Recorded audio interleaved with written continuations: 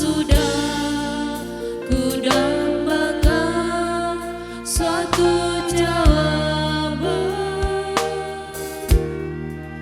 tak suatu pun yang dapat puaskan jiwaku. Semuanya menjemukan tanpa Yesusku.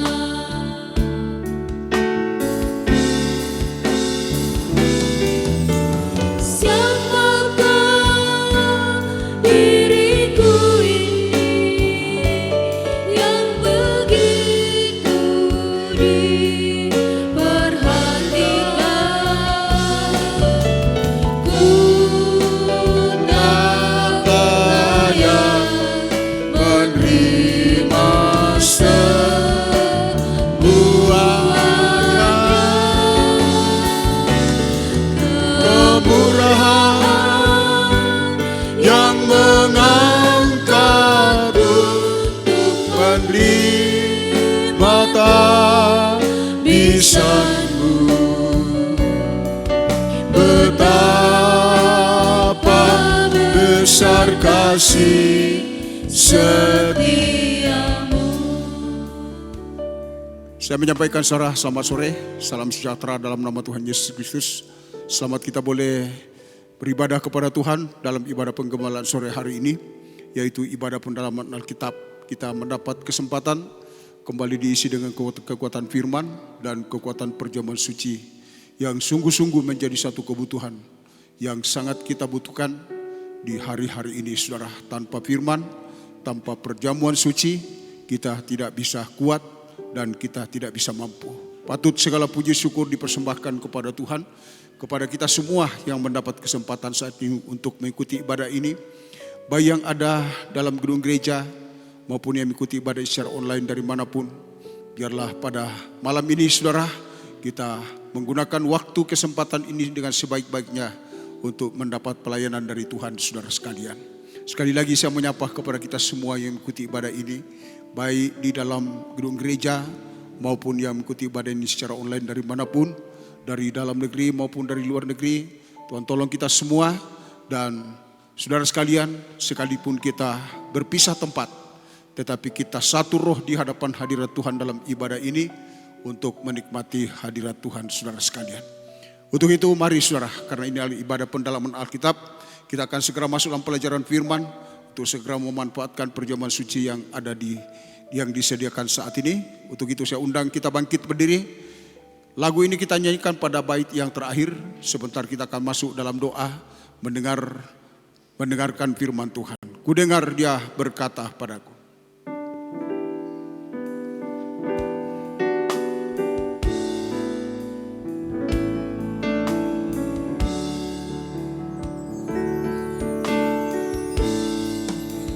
Ku dengar dia berkata padaku, aku mau habiskanmu menjadi hamba kesucian.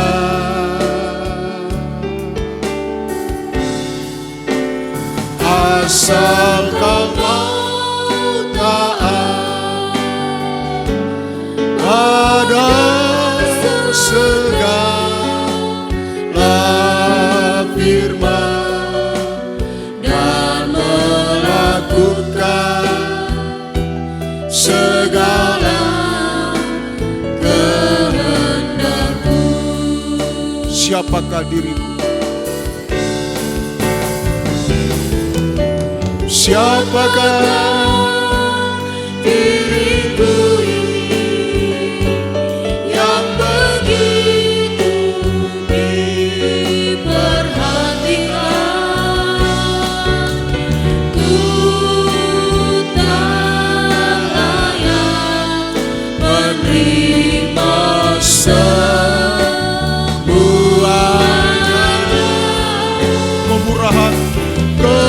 Kemurahan yang mengangkat untuk menerima tangisanmu.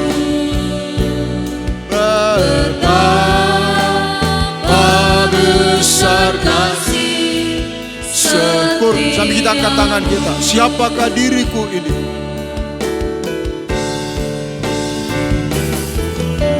Siapakah diriku ini yang begitu diperhatikan? Ku tak layak menerima semuanya.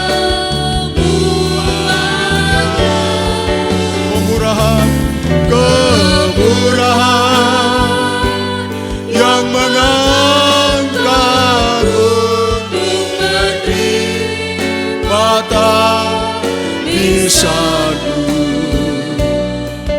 Betapa besar kasih. Sekali lagi, kor.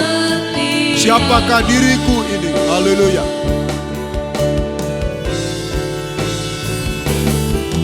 Siapakah diriku ini yang begitu diperhatikan? Ku tak layak menerima semuanya.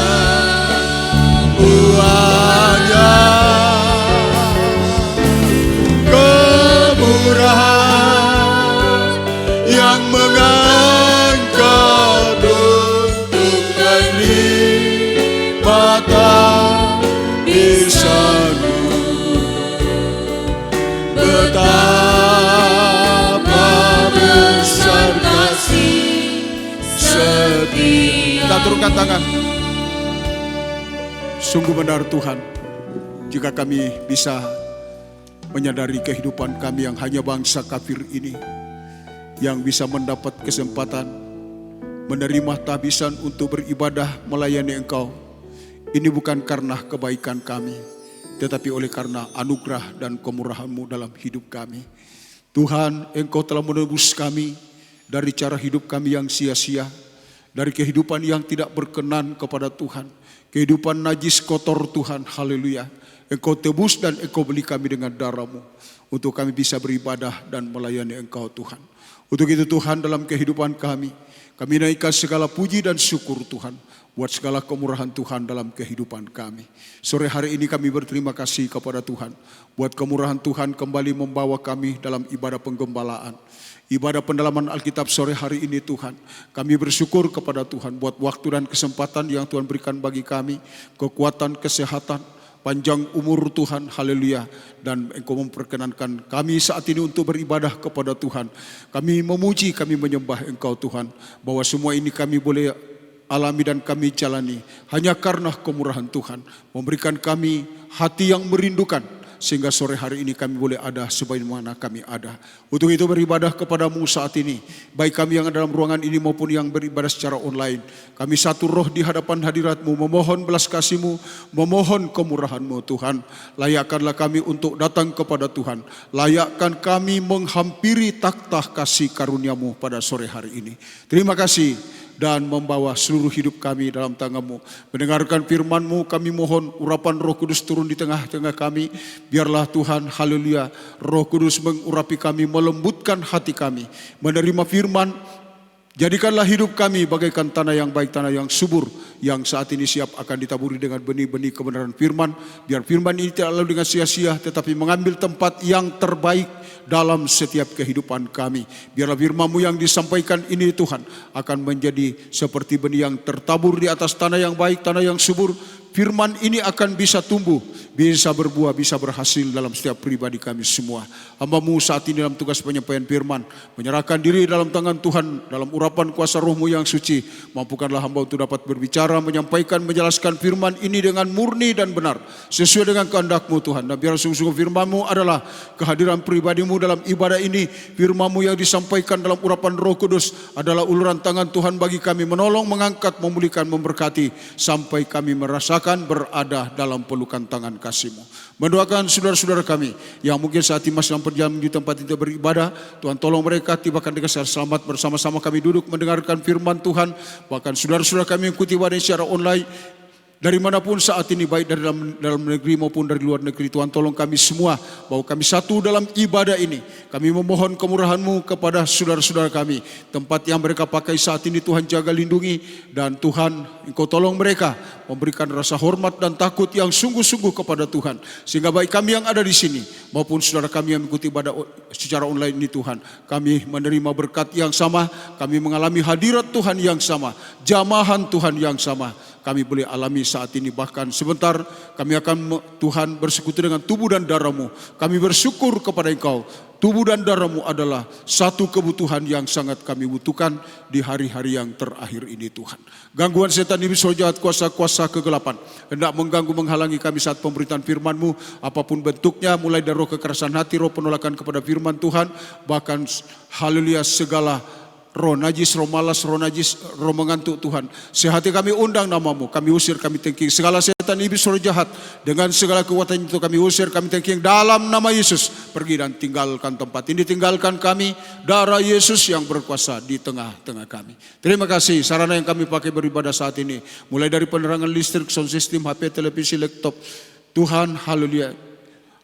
Komputer Tuhan tolong semua, jaringan internet Tuhan tolong. Sehingga dapat berjalan dengan baik. Dan kami dapat menikmati ibadah ini dengan sepenuhnya Tuhan. Terima kasih dan kami siap untuk menerima firman.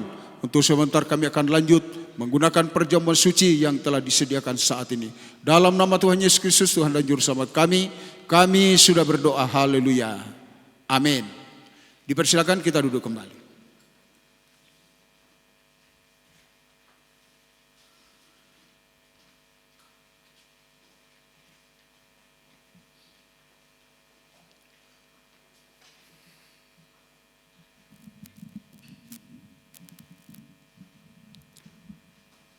Sekali lagi saudara, saya menyampaikan selamat malam, salam sejahtera dalam kasih Tuhan Yesus Kristus. Selamat kita boleh beribadah dalam ibadah penggemalan sore hari ini. Kepada kita semua yang mengikuti ibadah ini, baik dalam ruangan saat ini, di gereja, di tempat ini saat ini, maupun saudara-saudara sidang jemaat dari manapun, baik dari dalam negeri maupun luar negeri, yang beribadah saat ini dalam ibadah ini. Saya menyampaikan selamat malam, selamat beribadah, dan selamat menikmati akan pemberitaan firman pada sore hari ini, saudara. Mari umat Tuhan yang dikasihi oleh Tuhan, segera kita memulaikan pelajaran firman, saudara ya. Firman penggembalaan yang sementara kita tekuni dalam penjelasan saat-saat ini, saudara sekalian. Yaitu kini kita sampai pada Injil Matius, ya saudara ya. Yaitu pada perikop ayat 5 sampai ayat 13. Tentang seorang panglima atau perwira Kapernaum mengalami mujizat, ya, mengalami mujizat, yaitu yaitu hambanya yang sangat dia sayangi menderita sakit, dan ayat mengatakan bahwa seperti mau mati. Tetapi saudara ya, lihat perwira ini, saudara ya, atau lewat panglima ini meminta pertolongan Tuhan, meminta mujizat Tuhan, ya, haleluya, dan kemudian itu terjadi.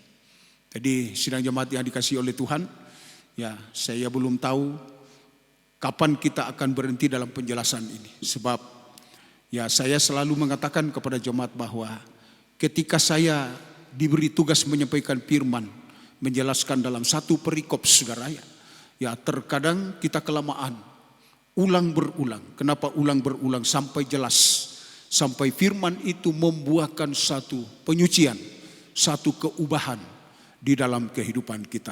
Sekali lagi saya katakan, saya belum tahu ya kapan kita lanjut lagi, saudara, pada perikop selanjutnya. Dan jelas masuk dalam bulan Desember nanti kita berhenti 1 bulan penuh, saudara, tentang pelajaran ini, dan kita akan beralih pada tema Natal dalam, saudara ya, 1 bulan penuh, saudara ya, sampai ibadah tutup dan buka tahun nanti, saudara, kita mendengarkan firman Tuhan itu, ya. Dan sementara ini saya bergumul, saudara ya. Ya, ada banyak hal yang muncul di pikiran dan hati saya. Tetapi saya minta ketetapan dari Roh Kudus, apa yang betul-betul dibutuhkan di tahun ini, ya, kepada umatmu, di mana saya diizinkan Tuhan untuk melayani, ya saudara ya. Kalau tidak ada permintaan keluar dalam jemaat ini, saudara ya, saya memohon kemurahan Tuhan untuk, ya, tema apa tentang berita Natal yang saya akan sampaikan, saudara ya. Puji nama Tuhan, saudara sekalian. Jadi ini saya jelaskan, saya sampaikan, saudara ya, untuk kita ketahui, saudara sekalian. Dan bersyukur sore hari ini kita masih akan kembali melanjutkan penekanan tentang perwira Kapernaum ini, di mana kita melihat Tuhan sangat tertarik, saudara ya, mengadakan mujizat kepada hambanya, kepada hamba panglima ini, ya. Sebab saudara, ketika ia menyatakan sesuatu tentang firman yang dia percaya, atau tentang perkataan Tuhan yang dia percaya, sekalipun hanya sepatah kata, ya, tetapi Tuhan sangat merasa heran dan merasa kagum dengan iman seperti itu. Ya. Dan kagum dengan iman seperti ini, saudara ya. Dan jangan lupa, hanya ini yang akan menarik Tuhan bekerja secara mujizat dalam kehidupan kita. Ketika firman itu benar-benar sudah menjadi iman. Menjadi iman, saudara ya. Tetapi ketika kita tidak percaya, ya, dan tidak percaya sama dengan kita tidak memiliki iman tentang firman, apa yang kita bisa terima dari Tuhan, saudara ya? Tidak ada. Ya, saya sudah tegaskan dalam penjelasan dalam beberapa kali ibadah. Apa yang bisa diterima oleh orang semacam ini? Ya, saudara ya. Apalagi kita hanya bangsa kafir. Apalagi kita hanya bangsa kafir. Dan bangsa kafir ini, saudara ya, berulang-ulang kalau saya mengulangi penegasan saya tentang Tuhan dengan kita bangsa kafir, saya katakan setai kuku pun tidak ada. Tidak ada, saudara ya. Ya, hanya karena kemurahan Tuhan lewat penolakan Israel. Menolak Yesus sampai membunuh Yesus, sampai mati di kayu salib. Maka kita bangsa kafir mendapat kesempatan untuk masuk, bagaikan pintu kita masuk, saudara. Dan seperti apa kita memanfaatkan pintu kesempatan ini? Ya, disitulah nanti kita bangsa kafir ya akan mengalami pertolongan ajaib sampai sempurna, sampai kita dijadikan setingkat dengan bangsa Israel, layak untuk mewarisi tanah perjanjian, yaitu langit baru, bumi baru, kota Yerusalem yang baru. Coba kita kembali ucapan Tuhan, perkataan Tuhan setelah mendengarkan kata-kata dari Panglima ini. Mungkin kita tidak membaca seluruhnya, hanya ayat ini yang kita baca. Setelah Yesus mendengar, ya. Setelah Yesus mendengar hal itu, heranlah ia dan berkata kepada mereka yang mengikutinya, "Aku berkata kepadamu, sesungguhnya iman sebesar ini tidak pernah aku jumpai pada seorang pun di antara orang Israel." Ya. Jadi saudara, mujizat ini terjadi tanpa Tuhan ke rumah Panglima ini. Tetapi lewat iman, karena dia berkata, katakan saja sepatah kata. Nah, saya yakin mujizat pasti terjadi. Nah, inilah mujizat ini, jangan kita hanya mimpi. Lalu kenyataannya tidak ada. Oh, setinggi langit kita bicara mujizat. Mujizat apa? Ya. Padahal saudara, sepatah kata saja diimani, sudah terjadi mujizatnya, pasti ada mujizatnya. Jadi saya ingin katakan saudara, semua melihat kemari, Alkitab ini penuh dengan kata-kata, kalimat-kalimat mujizat. Ketika ini diimani, ketika ini menjadi iman di dalam kita, hadir dalam kita menjadi iman, saya dapat bayangkan mujizat apa yang tidak akan terjadi di dalam kehidupan anak-anak Tuhan. Ya. Tapi terkadang saudara ya, memang kita butuh pertolongan sampai kita minta didoakan. Oh, sampai doa kita sudah sangat. Ya. Mungkin kita berteriak saudara seperti perempuan Kanani. Ya. Saya tidak mempersalahkan, biar juga saudara teriak. Tetapi bukan karena teriaknya kita. Bukan karena saudara ya memanggil hamba Tuhan yang paling kita lihat dipakai Tuhan supaya mendoakan kita. Saya katakan siapapun yang mendoakan, andaikan malaikat diperintah untuk mendoakan kita, tidak ada. Tidak ada. Sebab iman ini satu-satunya yang akan menjadi saluran mujizat. Kalau tidak ada mau datang apa? Bagaikan air, umpamanya saya ada pengalaman saudara ya. Dulu waktu air jadi selalu persoalan di tempat kita ini, tempat kami di sini saudara.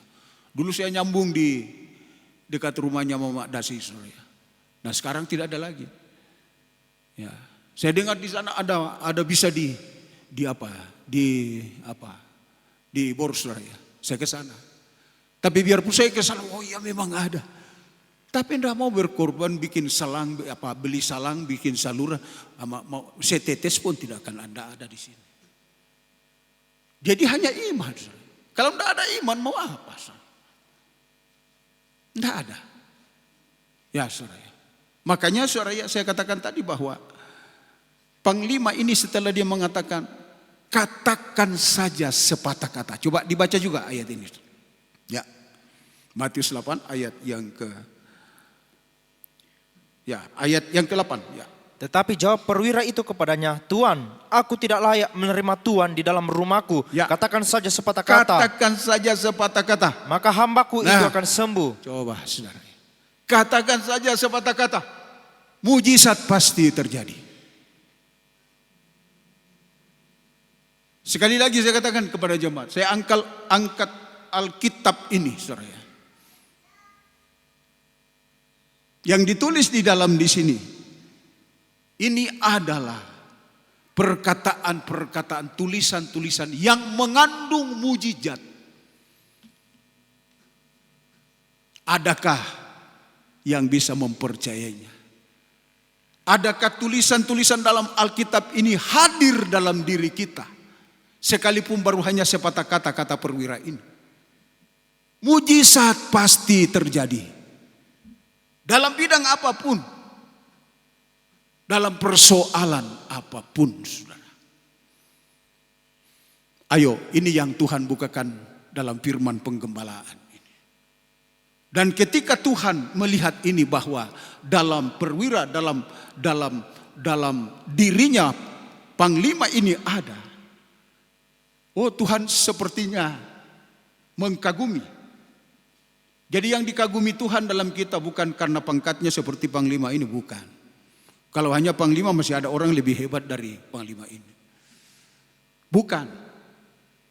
Yang membuat Tuhan tertarik yaitu iman. Tertarik apa? Tertarik melakukan hal-hal yang mujizat. Yang terkadang sudah mustahil. Yang terkadang menurut pemikiran dan ukuran perhitungan kita hal yang sangat tidak mungkin.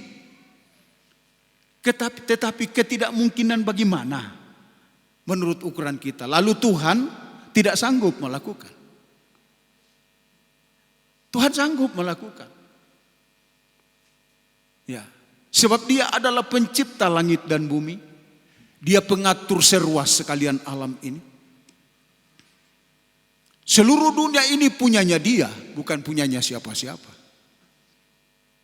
Dan ketika hendak melakukan sesuatu yang dibutuhkan oleh kita yang sudah punya iman, sekalipun iman kita belum terlalu besar, baru sepatah kata,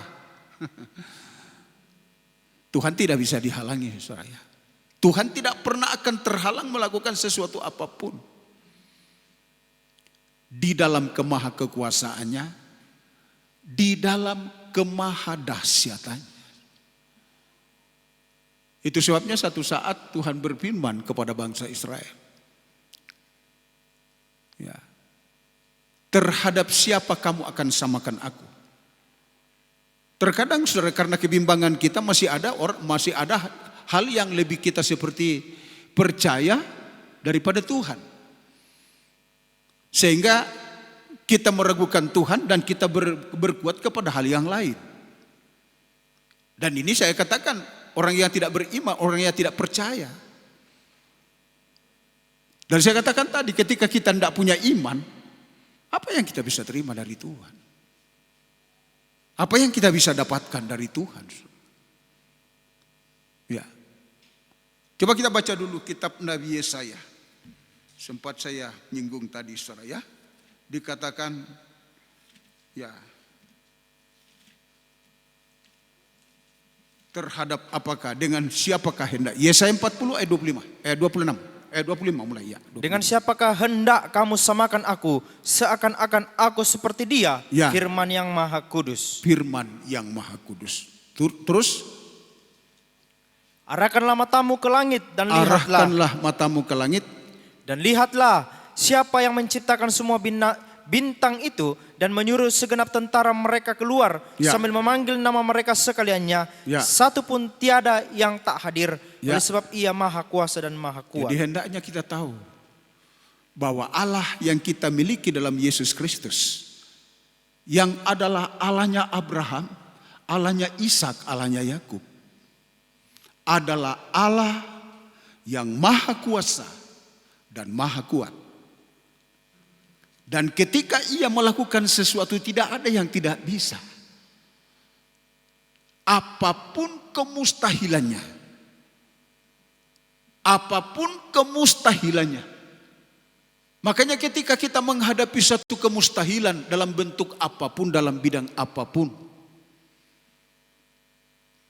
ayo, pertanyaannya adalah, percayakah kita bahwa Tuhan mampu melakukan? Makanya ayo kita belajar firman menyangkut persoalan kita. Apa persoalan kita? Apakah ekonomi, apakah keuangan, apakah apa, saudara? Ayo. Sebab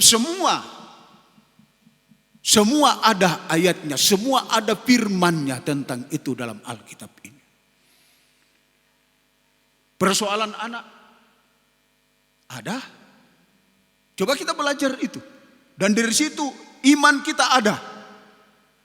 Sebab iman ini bukan sesuatu yang ngawur, saudara, bukan. Iman ini harus jelas. Kita mengimani apa? Siapkah kita hanya seperti cukup percaya Tuhan, percaya Tuhan. Ini apa namanya, sering? Ini percayanya setan. Siap percaya Tuhan tanpa percaya firman, itu sama dengan setan. Sama dengan setan, saudara. Lalu kita bangga dengan itu, saudara. Bangga apa? Bangga apa, saudara? Ulang berulang ayat ini, tapi diulang lagi untuk memperteguh penjelasan malam ini. Yakobus 2 ayat 19.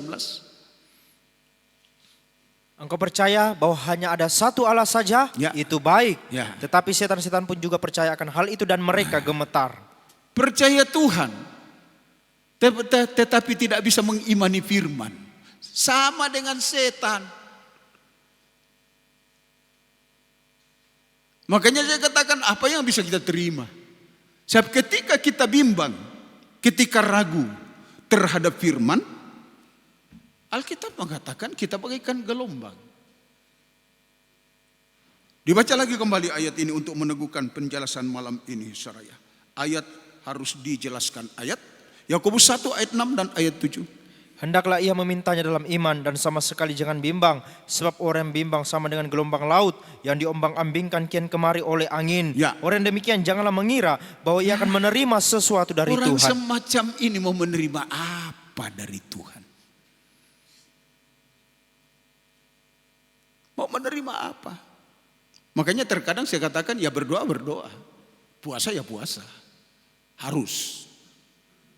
Tapi jangan kita ngawur dalam berpuasa. Jangan kita ngawur dalam hal berdoa. Hendaknya doa itu sekarang, saudara, ya, kita harus terkait dengan firman. Ada masalah, ayo kita belajar di firman. Saya katakan umpama masalah anak. Ayo kita belajar. Seperti seorang yang anaknya ditolong oleh Tuhan. Ayo kita lihat. Pada perempuan Kanani, saudara, anaknya yang sudah sempat berada di tangan setan. Setan hebat bagaimana yang menguasai anakmu? Tuhan mampu melepaskan dia. Tidak bisa tidak. Asalkan kita sebagai orang tua jadi saluran pertolongan itu. Terkadang Tuhan membutuhkan kita menjadi saluran pertolongan untuk anak-anak kita. Ya, seperti perempuan Kanani. Seandainya tidak ada ibu yang melahirkan datang kepada Tuhan, mau ditolong bagaimana? Ya, ulang berulang, saudara. Saya mohon maaf, sebab seringkali saya harus teguhkan apa yang saya jelaskan ini dengan pengalaman hidup saya bersaksi. Saya katakan, saya ini seorang yang betul-betul hanya karena doanya ibu, puasanya ibu yang melahirkan saya. Saya bersyukur lahir dari kandungan seorang ibu yang suka berdoa, suka berpuasa. Ya, siap dia tahu bahwa menantang sesuatu hanya lewat ini. Kalau tidak ada ini mau melawan bagaimana? Ya, mungkin adik-adik saya karena masih kecil waktu itu saudara, saya mengalami persoalan ini. Dan di situ betul-betul saya merasakan. Saya ditarik oleh Tuhan karena kekuatan doanya ibu saudara. Setiap waktu saya menanjak mulai remaja, saya dalam masa puber, saya jelaskan pada hari Minggu pagi ini kaum muda. Mengikuti apa yang dilihat oleh mata, mengikuti apa yang timbul dalam hati saya saat itu. Saya tidak mau dihalangi oleh siapapun dan tidak mau diatur oleh siapapun. Saya mulai nakal dan tinggalkan rumah orang tua. Bergabung dengan keluarga saya, saudara dengan saya punya mama. Justru suaminya penjudi, tidak bertobat, peminum, perokok dan sebagainya. Dan saya mulai tenggelam di situ. Ya, satu yang saya syukur, ketika saya terbawa, ya mungkin akan segera ke sana seandainya Tuhan tidak tolong. Ya, saya belum sampai kepada namanya main perempuan. Maaf kalau saya buka ini, saudara. Hanya itu yang sudah belum saya lakukan. Saudara. Yang lain-lain, saudara, merokok lah, apalah, saudara. Sampai kalau ada yang terikat merokok, ayo anak muda yang terikat merokok, saudara. Mungkin saudara mengalami, ya, tidak seburuk saya, saudara. Ya. Karena tidak ada uang untuk pembeli rokok, padahal, waduh, ngerinya itu kecanduan rokok, saudara. Sampai saya pungut-pungut puntung-puntung rokok ketika saya di jalan, saya ambil, masih ada segini, saya ambil tembakaunya, saudara. Saya kumpul-kumpul. Ketika sudah bisa digulung, sebab dulu ada kertas rokok itu saya gulung lagi, saya isap lagi. Nah, saudara, buruk. Ya. Tetapi saya tidak pernah tahu kalau mama saya yang melahirkan saya sementara berdoa. Nanti saya tahu pada waktu saya mau masuk sekolah Alkitab. Ya, waktu saya mengalami panggilan Tuhan. Saya sudah menjelaskan ini, terlalu jauh kalau saya jelaskan lagi. Dan ketika saya mau masuk sekolah Alkitab, persis saya sampai di Toraja. Ya, lalu saya minta maaf. Papa tidak ada karena dia masih pedagang saat itu. Biasa 2 minggu baru pulang di rumah, berkumpul dengan kami. Kemudian saya menangis, saya minta maaf apa semua kata-kata saya, sikap saya, hal yang sudah menyakitkan orang tua saya. Dan di tengah keadaan itu, ada satu siraman damai sejahtera membuat saya meluap dalam sukacita. Di situ jelasnya panggilan. Dan saya katakan, mama, saya rindu melayani Tuhan. Besok sekolah Alkitab dibuka, langsung saya masuk. Nah, itu panggilan saya. Ya. Siapa yang menjembatani datang kepada saya tentang ini? Doa seorang ibu. Iman seorang ibu yang melahirkan saya.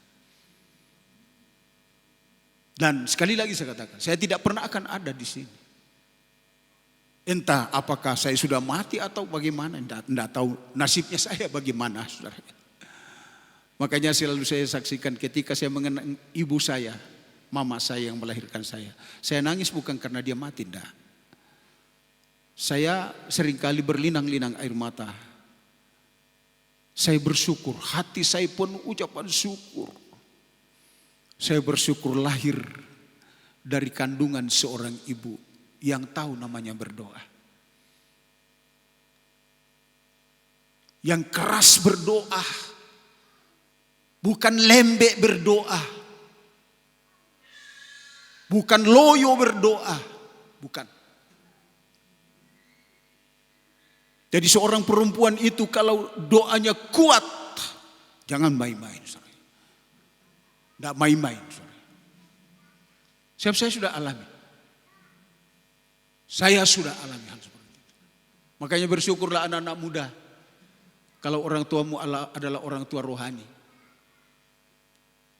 Tahu beribadah, setia kepada Tuhan. Apalagi kalau orang yang suka berdoa, suka berpuasa. Jangan pandang enteng orang yang suka berpuasa. Sebab ketika orang itu berpuasa dalam kesungguhan, apa yang tidak bisa diubah dengan puasa? Sampai hal yang sudah sangat mustahil ketika ada orang berdoa dan berpuasa, itu bisa diubah. Maut bisa diubah menjadi kehidupan. Berapa banyak kita belajar dalam Alkitab, saudara. Terancam sepertinya akan dibunuh bangsa Israel, tetapi ketika Ester memerintahkan berdoa dan berpuasa, maut yang sudah dipastikan, sebab tanda tangan untuk membasmi bangsa Israel satu bangsa sudah dimeterai dengan cincin raja, dan menurut undang-undang tidak bisa dibatalkan apa yang sudah ditandatangani seperti itu. Itu secara undang-undang dunia. Tapi ketika Tuhan beracara, diubah. Maut menjadi kehidupan. Jadi jangan pernah kita meragukan Tuhan dalam kuasanya. Makanya Tuhan berkata tadi, dengan siapakah kamu akan samakan aku? Aku ini maha kuasa dan maha kuat.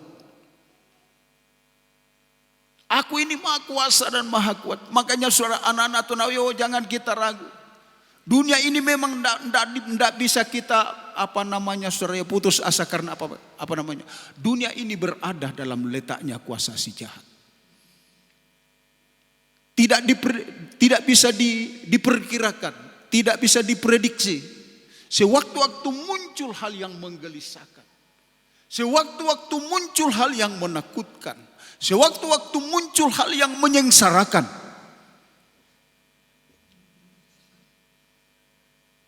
Sewaktu-waktu mungkin muncul penyakit.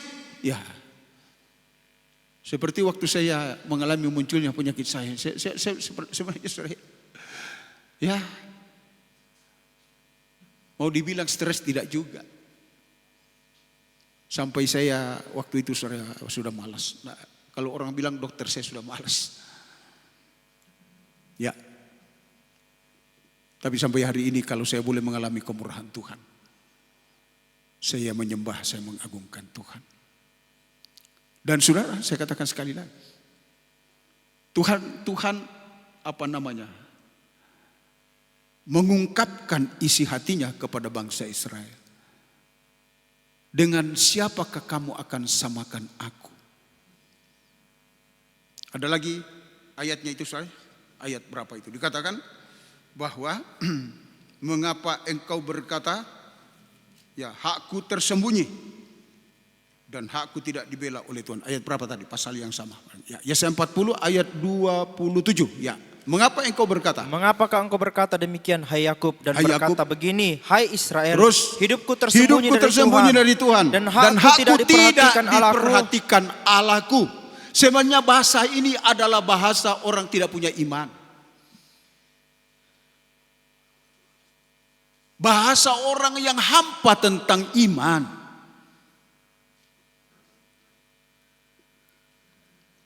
Hakku tidak diperhatikan oleh Allahku. Ya, sebenarnya tidak demikian. Allah memperhatikan hak kita. Sekalipun mungkin di dunia ini hak kita sudah mungkin seperti anak yatim piatu, seorang janda, seorang duda, seorang sebatang kara. Tidak apa-apa, ada Tuhan. Ada Tuhan. Kita punya Tuhan.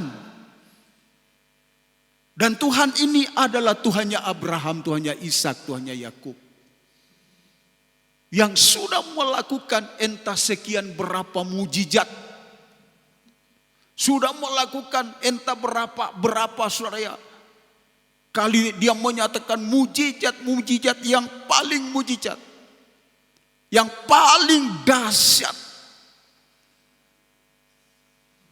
Dan kalau kita mau belajar mujizat yang paling dahsyat, ketika bangsa Israel ini disuruh melewati padang gurun, Coba bayangkan, tidak ada yang tidak mujizat. Sampai saya katakan, ya, mengenai makanan, mereka tidak perlu mencangkul, mereka tidak perlu bercocok tanam untuk makanan, saudara. Itu makanan surga. Pemazmur mengatakan roti malaikat. Siap, itu bukan makanan dari bumi, tetapi makanan dari atas. Apa ini tidak mujizat? Sehingga saya katakan tidak ada yang tidak mujizat saat itu, saudara. Sampai Tuhan pernah berkata, kaki yang engkau pakai berjalan 40 tahun tidak bengkak. Ayo. Saya dapat bayangkan orang-orang yang sudah lansia saat itu. Saya saja, ya dibilang lansia belum juga, saudara. Terkadang berdiri lama, aduh sudah sakit. Betis saya sakit, saudara. Sedang dulu waktu saya muda, saya ikut penginjilan 2 kali ke Mamasa dengan berjalan kaki. Dari Toraja menuju ke Bituang, terus ke sana, bahkan sampai di Sindagamani jalan kaki. Pikul makanan, pikul sepatu, pikul tas, pikul semua, saudara. Ya. Dan waktu itu kaki saya bengkak. Kaki saya bengkak. Tapi Tuhan berkata kepada saya, coba ingat ini. Adakah kaki yang bengkak? Tidak ada.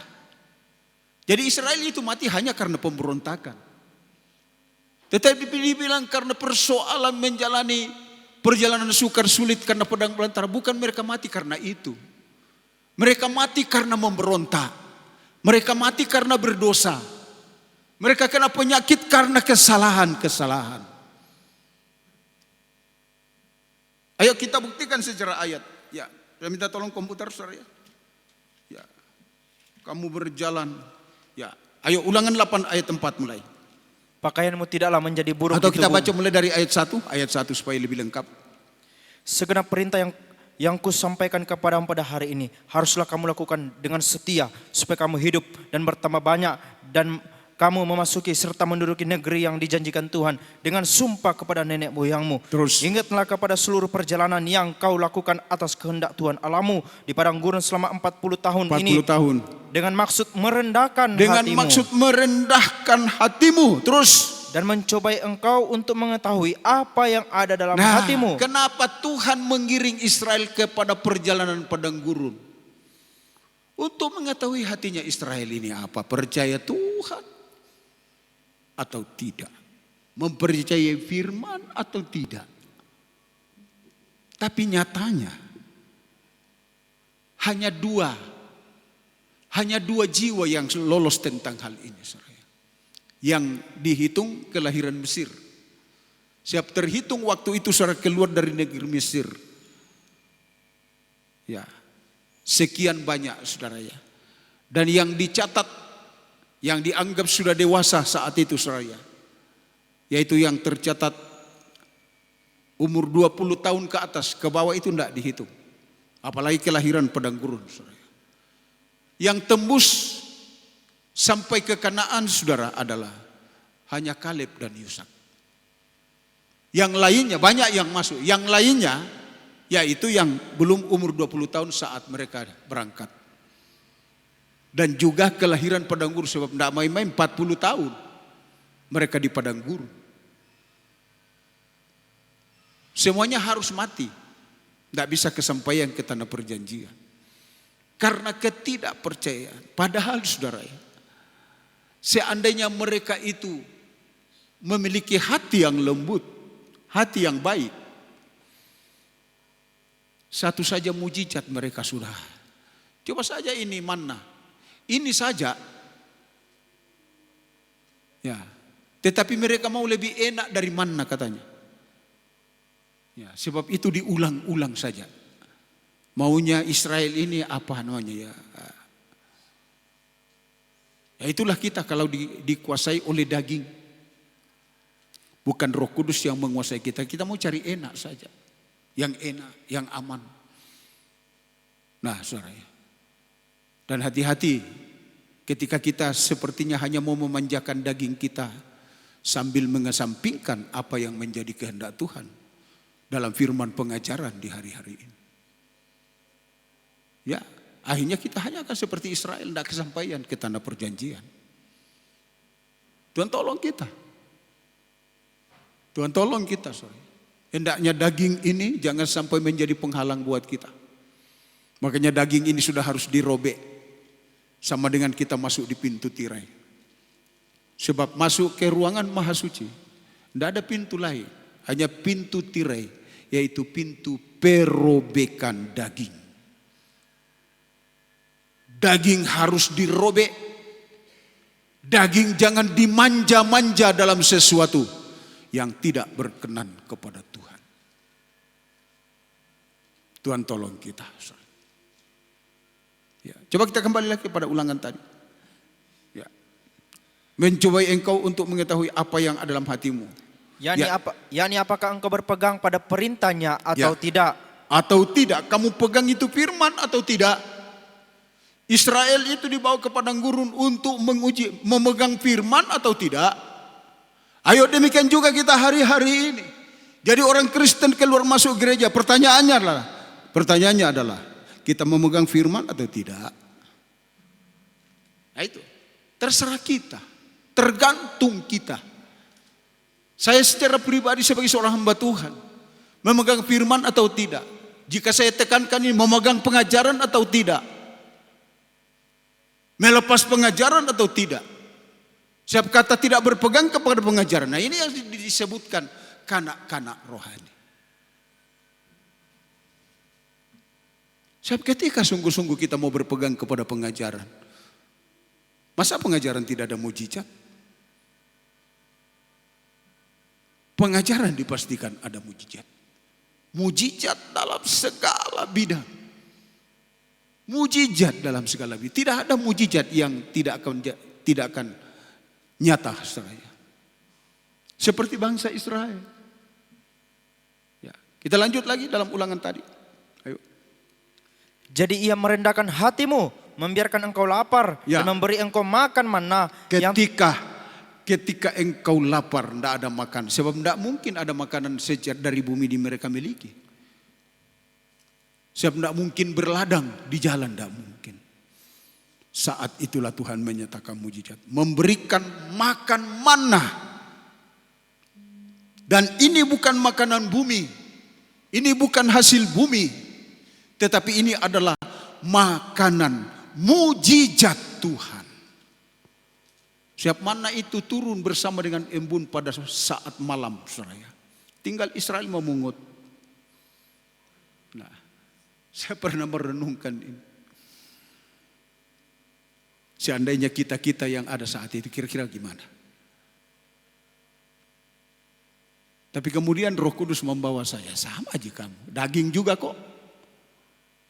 Saya persoalannya saudara ya, kalau Roh Kudus menolong kita lalu kita yakin akan firman, kita tidak akan seperti Israel. Seolah-olah apa yang Tuhan lakukan itu sebenarnya sudah terlalu mujizat, kita anggap biasa.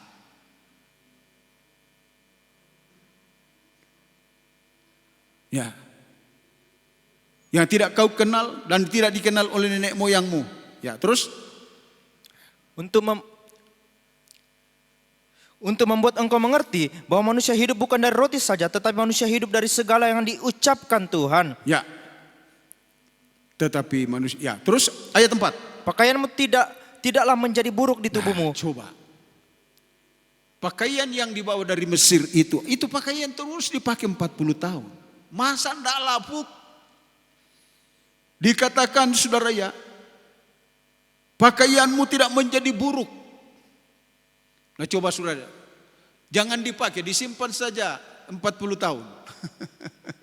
Sudah dimakan rayap itu saudara. Apalagi dipakai saudara. Tidak tahu bagaimana robek-robeknya. Tapi dikatakan pakaian tidaklah menjadi buruk di tubuh. Coba saudara, 40 tahun sudah dicuci. Wah saudara. Terkadang seringkali saya menegur di dalam rumah. Loh, kok baju ini baru dipilih? Kenapa sudah robek? Kadang dikasih masuk di mesin cuci.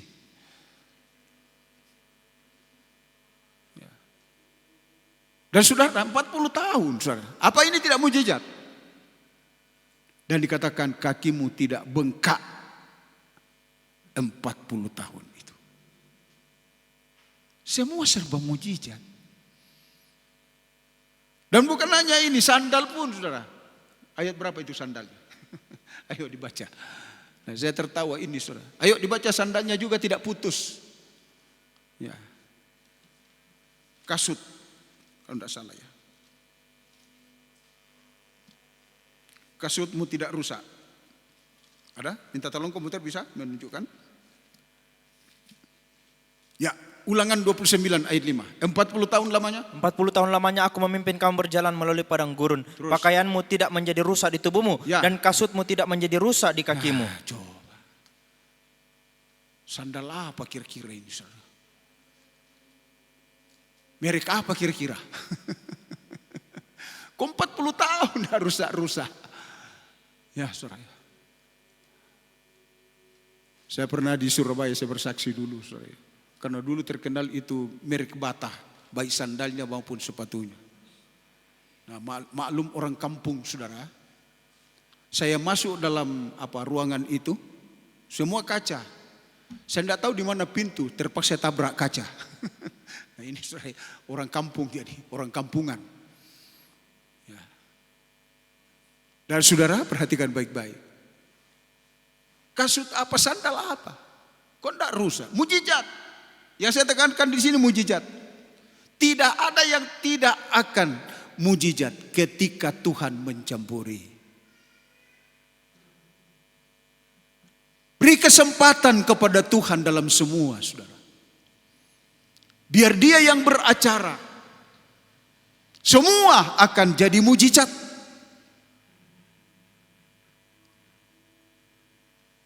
Prakteknya apa? Kita memberi kesempatan kepada Tuhan. Ya itu saya. Ayo jalani itu kebenaran. Jalani itu apa yang dikatakan oleh Tuhan. Berarti saatnya Tuhan. Ya, berarti Tuhan akan mencampuri persoalan kita. Tapi terkadang saudara kita menutup pintu bagi Tuhan. Seolah-olah kita tidak memberi kesempatan kepada Tuhan. Kita sendiri, kita bisa. Jangan. Saudara. Ayo kita beri kesempatan kepada Tuhan. Melakukan yang paling ajaib bagi kita. Saya kembali kepada penghulu Kapernaum atau panglima Kapernaum ini. Dia memberi kesempatan kepada Tuhan. Dan Tuhan itu hanya mau melakukan ketika diberi kesempatan. Dan seperti apa kesempatan itu kita berikan kepada Tuhan untuk melakukan sesuatu? Ketika kita mendengar firman. Lalu firman itu jadi iman. Jadi iman. Firman itu sudah jadi iman.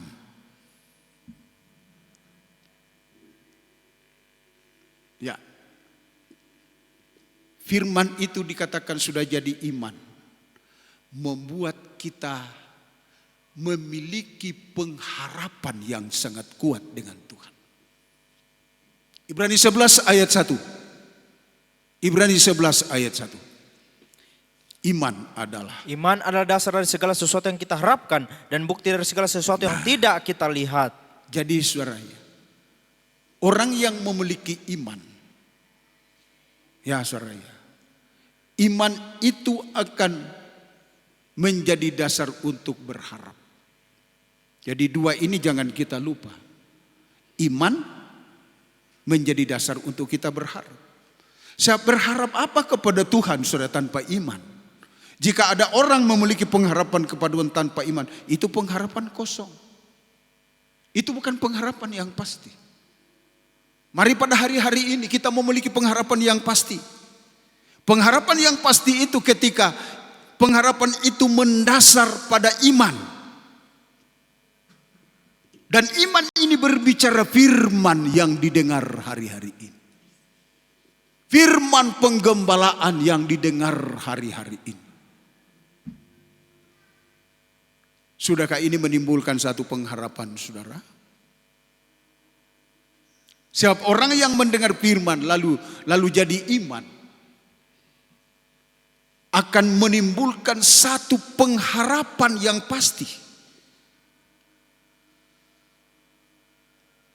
Memastikan pengharapan itu, dan pengharapan itu tidak pernah akan luntur. Tidak pernah akan digoyahkan oleh kekecewaan karena melihat sikon ini, sikon itu. Saya berikan contoh kepada Abraham dan Sarah, dijanji tentang keturunan. Ya, ketika Sarah masih belum mati haid, saudara ya, masih berharap. Oh, berharap. Tapi ketika dia sudah mati haid, nah ini pengharapannya diuji. Masih ada atau tidak? Sebab pengharapan yang tanpa berdasar iman satu saat, saudara ya, itu akan luntur dan hilang. Dan berakhir dengan kekecewaan. Sampai pengharapan itu mengakibatkan kecewa terhadap Tuhan. Sangat disayangkan kalau ada anak Tuhan, bahkan kami hamba Tuhan kecewa dengan Tuhan. Sebenarnya Tuhan tidak pernah mengecewakan seseorang, tapi kalau orang itu kecewa sebenarnya dia sendiri yang mengecewakan diri. Tuhan tolong kita. Sebab pengharapan yang sudah mendasar pada iman ini, saudara. Ini pengharapan yang selalu mendapat dorongan daripada kuasa Roh Kudus, sehingga tidak ada itu namanya kendor, tidak ada itu namanya putus asa, tetapi kita tetap berada dalam hati yang berkobar-kobar dan roh yang menyala-nyala dalam satu pengharapan kepada Tuhan, seperti Sarah dengan Abraham. Ketika dia sudah mati haid, Sarah sudah mati haid. Menurut medis, saudara, tidak ada lagi. Makanya, saudara, kandungan Sarah itu bukan kandungan Sarah itu bukan terisi hal yang biasa, hasil persetubuhan, tidak. Tetapi disertai dengan mujizat. Ayo ibu-ibu, dengarkan baik-baik buah kandunganmu. Perhatikan baik-baik. Sebab mulai dari sini kita akan melihat generasi yang muncul dari kita. Mereka orang dipakai Tuhan atau tidak? Mereka di tangan setan atau di tangan Tuhan? Ayo pasangan nikah yang masih muda. Ya, setiap kandungan itu terisi. Apakah itu kau melibatkan Tuhan atau bagaimana? Tergantung kita. Tergantung kita hari-hari. Ayo, memberi kesempatan kepada Tuhan seperti Hana. Dia juga sudah mandu, tetapi dia berdoa ketika kandungannya itu dibuai dari suaminya. Dia ingin bahwa anak yang akan ketika kandungannya dibuai, punya nazar kepada Tuhan, punya janji kepada Tuhan. Dan kita melihat bagaimana lahir seorang anak bukan lahir begitu saja, tetapi lahir dengan pertolongan Tuhan, dengan mujizat Tuhan. Salah satu mujizat yang paling luar biasa pada Samuel, anaknya Hana. Kok tidak terbawa-bawa? Dan seperti anak muda sekarang. Baru keluar dari wondula sudah berubah rambutnya, saudara. Oh, sampai dulu tidak berjenggot, sekarang sudah begini jenggotnya. Saya gampang sekali terbawa. Mungkin melihat di Makassar bagus kalau berjenggot. Atau enggak bagaimana, saudara? Sampai kumisnya sudah begini di sini.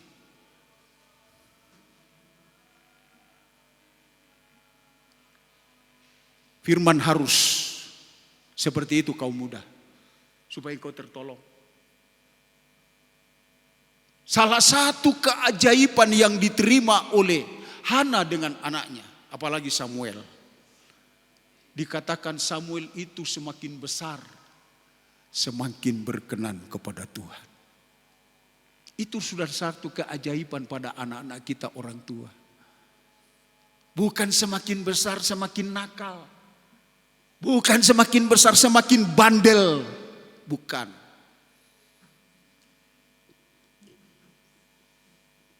Dari mana awalnya kita bisa mengalami itu, ibu bapak? Tergantung ketika anak itu dibuai dalam kandungan. Ayo, makanya hati-hati ibu-ibu kalau sementara kandungan itu dibuai. Hati-hati juga kita bapak-bapak. Sementara istri dibuai kandungannya. Itu adalah saat-saat yang banyak hal saudara. Kita harus berkorban. Saya mohon maaf saudara ya, ada ibu gembala. Saya lupa anak yang mana. Ketika dia mengidam saudara ya, maunya dia harus makan daging ayam daging. Kita jauh dari kota. Kebetulan karena ada ayam saya pelihara. Oh, ada ayam di atas pohon ini saudara. Ya, saya senter kepalanya, saya naik, saya panjat, saya tangkap. Ya saudara, harus. Karena saudara dia harus menikmati makanan yang sangat dia butuhkan. Tapi terkadang kita laki-laki, karena kita adalah orang yang terlalu egois. Masa kau begitu? Diam. Nah, laki-laki apa namanya ini saudara? Tidak bisa memahami kandungan yang sementara dibuai dalam istri. Tidak mau berkorban, dia mau senang sendiri. Hanya untuk dirinya sendiri. Egois. Ya, banyak yang ditelanjangi firman malam ini sore. Tuhan tolong kita semua. Dan saudara, perhatikan baik-baik. Saya kembali lagi saudara ya. Saya katakan tadi saudara. Bahwa coba kita melihat Hana. Ya, mengalami mujizat Tuhan itu melahirkan.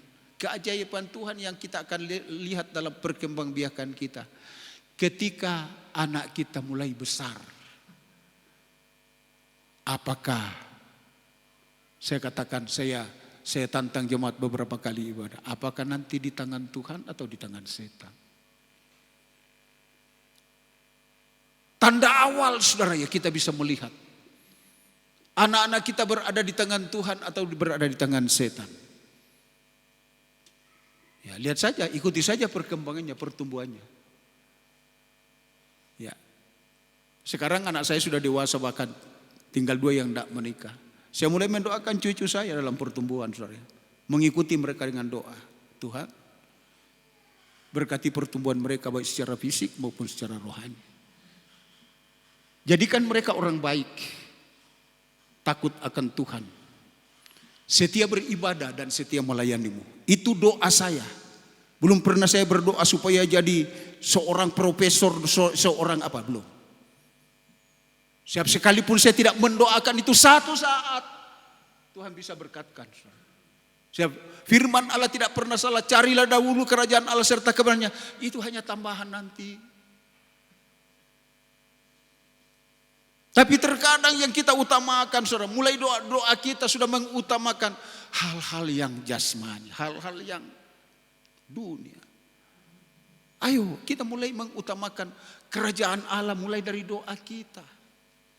Seringkali doa kita hanya berbau kepentingan dunia, kepentingan daging. Oh, berkati keuangan saya, oh berkati ini, berkati itu.